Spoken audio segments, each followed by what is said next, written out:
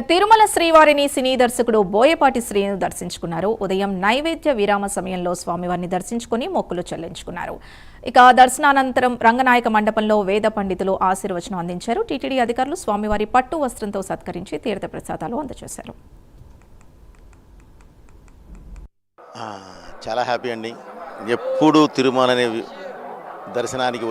దర్శనానికి వచ్చిన ఆ ప్రశాంతత వేరుగా ఉంటుంది.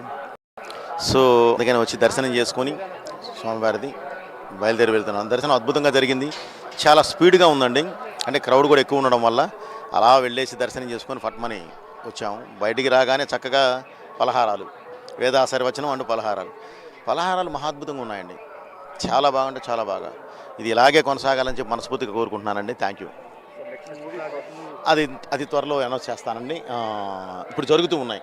ఏంటంటే అనేది త్వరలో అనౌన్స్ చేస్తానండి. శివస్వామి మీద సినిమా చేశారు, వెంకటేశ్వర స్వామి మీద చేయరా అని. స్వామి అనుగ్రహించిన మరుక్షణం ఆ సినిమా స్టార్ట్ అవుతుందండి. బట్ స్వామి గారు ఇది చేయమని చెప్పి అనుగ్రహించాలి. అప్పటి వరకు మాత్రం వెయిట్